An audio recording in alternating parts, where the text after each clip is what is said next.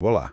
Hoje a gente vai fazer uma análise aprofundada de um tema, olha, bastante inesperado. Verdade. A possibilidade, levantada por uma fonte bem específica, de que Donald Trump poderia estar, bem, se aproximando ou até apoiando o Lula para 2026. Pois é, uma ideia que, à primeira vista, soa bem contraintuitiva, né? Totalmente. E a nossa discussão hoje vai girar em torno de um material específico chamado Trump quer Lula como presidente de 2026.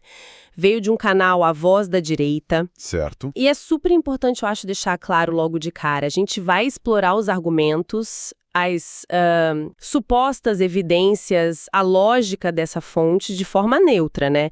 Sem concordar nem discordar do que está ali. Exato. O nosso objetivo aqui é entender como eles constroem essa narrativa. Que peças eles usam para chegar nessa conclusão que parece tão fora da curva. Uhum. Queremos entender os detalhes, as implicações que eles veem nisso tudo. Então, como é que essa análise deles começa a defender essa tese? Bom, o ponto de partida é essa afirmação central mesmo. Trump, que eles pintam como o grande ícone do conservadorismo, do America First, estaria dando sinais de preferir o Lula em 2026. Aham. O próprio texto que a gente está usando, ele usa palavras fortes, tipo bomba, absurda, inacreditável, para descrever a própria ideia. Justamente por causa dessa diferença ideológica enorme que eles mesmos apontam entre os dois. E eles fazem questão de dizer que não é boato, né? Que é uma leitura baseada em eventos recentes, movimentos que eles enxergam como estratégicos. Sim, eles insistem que é uma interpretação fundamentada. E para dar base para isso, o documento primeiro gasta um tempo desenhando os perfis dos dois, sabe? Perfis bem contrastantes. Ah, sim. Começa com o Trump, o 45º e, segundo eles, talvez o 47º presidente americano.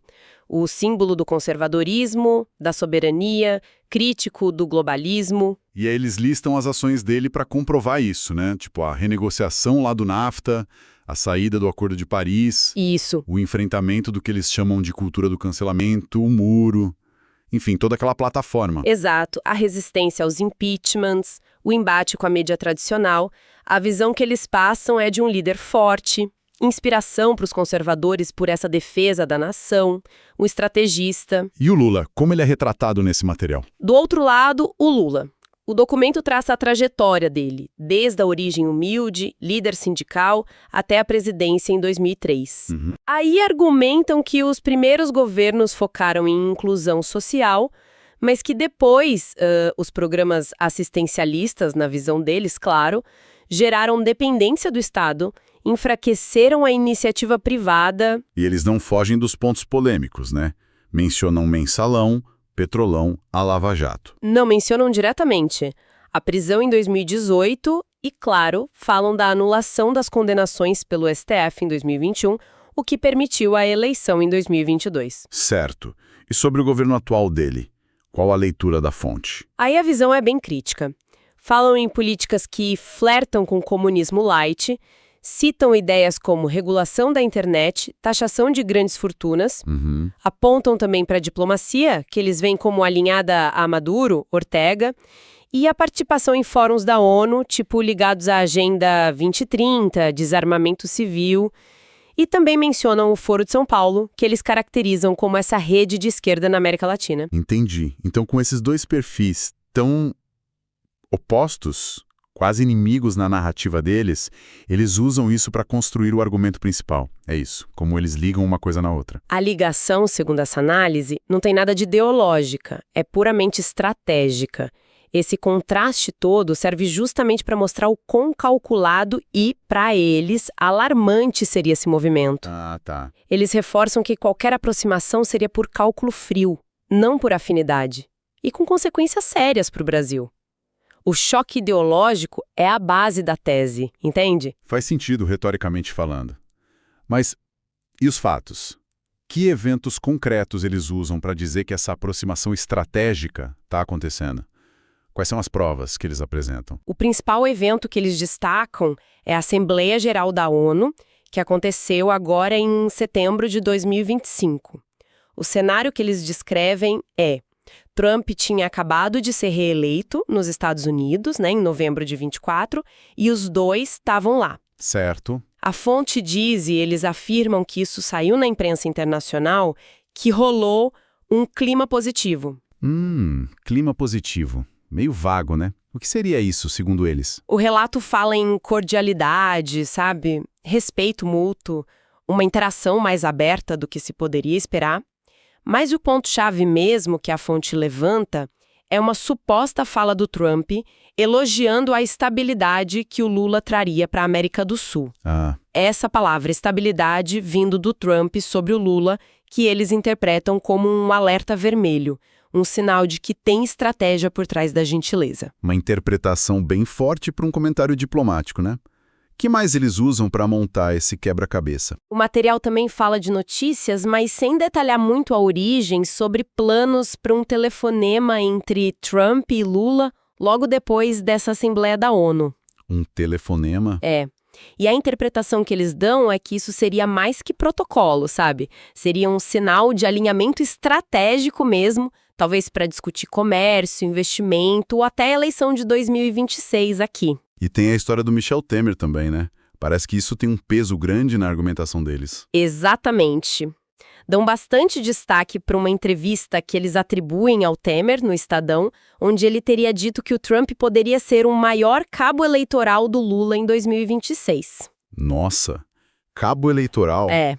O raciocínio que eles atribuem ao Temer é que a influência global do Trump poderia, legitimar o Lula internacionalmente, sabe? Mexer com os indecisos, viralizar coisa positiva para ele nas redes, o que complicaria muito para a oposição. E eles ressaltam a experiência do Temer para dar mais força a essa ideia, imagino. Com certeza, sublinham a vivência política dele. E interessante como eles vão juntando essas peças. ONU, telefonema, análise do Temer. Tem mais alguma coisa? Talvez de gente próxima ao Trump? Tem sim. Eles fazem uma alusão a comentários que teriam vindo de assessores do Trump. Citam o Howard Lutnick, que seria o secretário de Comércio. A ideia que teria sido passada é que, na visão prática dos Estados Unidos, o Brasil precisa agir corretamente. Seja lá o que isso signifique. Exato. E que o Lula seria visto como o cara mais previsível para garantir isso. Entendi. Então o cenário que a fonte monta é um encontro amigável na ONU, com um elogio calculado, um possível telefonema na sequência, a análise de um político experiente como Temer, prevendo o impacto eleitoral, e os comentários de assessores sobre previsibilidade. Com base nisso, por que o Trump faria isso? Qual a motivação dele, segundo essa fonte? O cara do America First. A análise deles aponta para duas coisas principais: geopolítica e pragmatismo. E também o fator mais pessoal. Certo. Na parte geopolítica, eles pintam o Trump como muito pragmático, focado em estabilidade na América Latina, para favorecer negócios e o poder americano. E aí, nessa lógica, o Lula seria visto como esse parceiro previsível e moderado. Mas como assim previsível e moderado? Se antes eles descreveram o Lula como alinhado à esquerda, a pautas globais que o Trump detesta, a fonte explica essa contradição na própria análise deles? A explicação que eles dão é que a previsibilidade do Lula, para os olhos do Trump, segundo essa análise, seria porque ele, apesar do discurso, não ia bater de frente com a China, que é parceira comercial-chave do Brasil, né? Ah, entendi. E, ao mesmo tempo, ele permitiria o acesso a recursos aqui, tipo o pré-sal, eles até mencionam, a Exxon, a Chevron, sem causar muita onda na região. Ou seja, um governo Lula, mesmo de esquerda, manteria uma certa ordem que, no fim das contas, beneficiaria os interesses americanos. O apoio seria por resultado, não por ideologia. Chamam isso de cálculo frio. Uma visão bem crua da política internacional. E o outro fator? O outro é o que eles chamam de fator pessoal.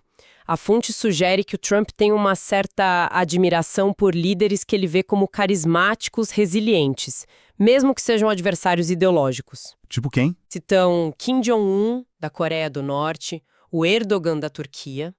A ideia é que haveria um reconhecimento por parte do Trump do carisma do Lula, da capacidade dele de sobreviver a crises.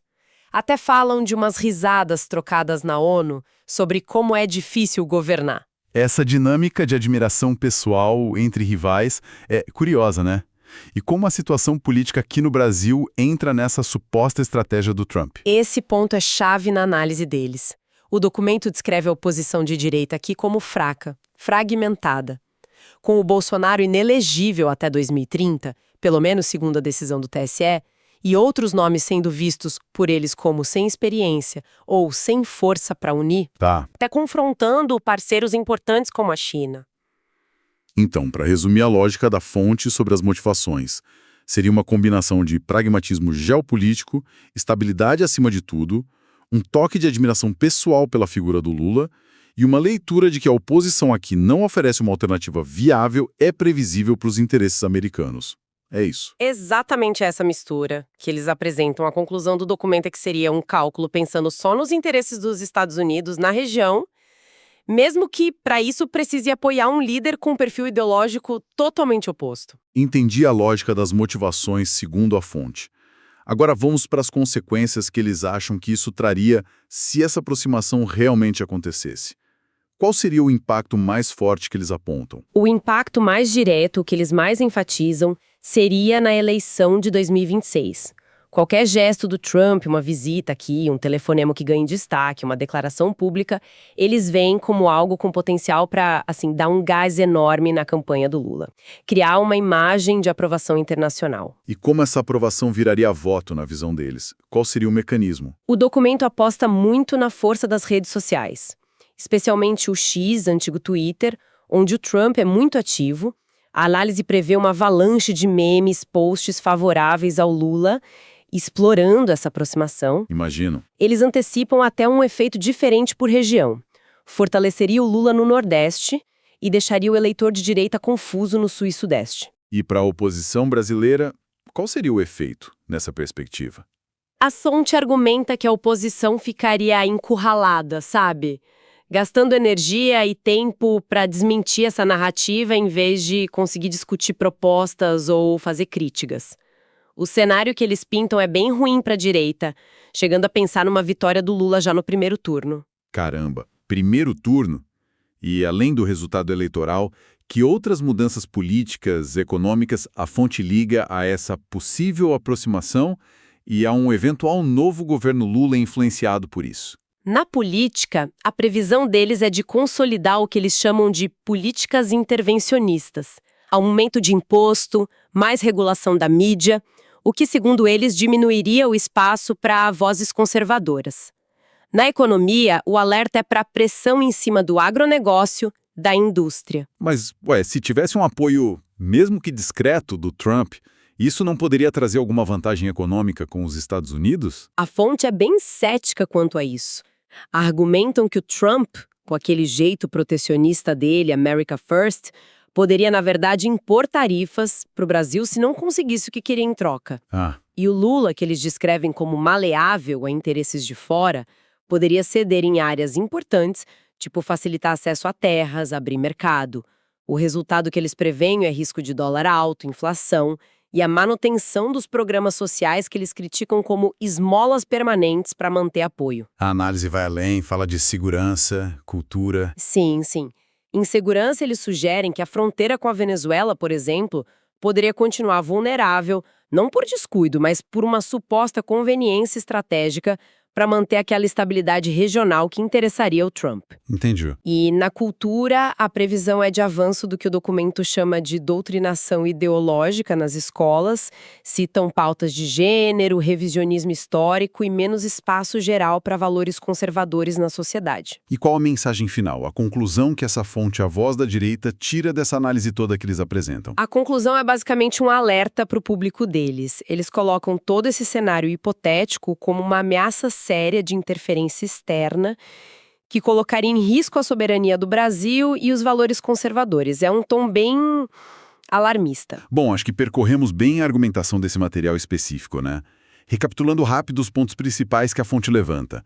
Essa alegação de aproximação estratégica Trump e Lula, baseada em sinais que eles interpretam de eventos como o encontro na ONU, a análise do Temer. As motivações seriam pragmatismo americano, um fator pessoal do Trump e a leitura dele sobre a fraqueza da oposição aqui. E as consequências que eles preveem vão desde o impacto eleitoral forte em 2026 até mudanças na economia, segurança, cultura. Tudo visto de forma negativa por eles. Isso, resume bem a linha de raciocínio que a gente explorou hoje. E, de novo, vale frisar. Nossa conversa se limitou a apresentar a perspectiva desse documento específico do canal A Voz da Direita. Não estamos validando ou invalidando nada, só buscando entender como o argumento foi construído ali. Perfeito. E como a gente sempre faz, vamos fechar com uma provocação para quem está ouvindo.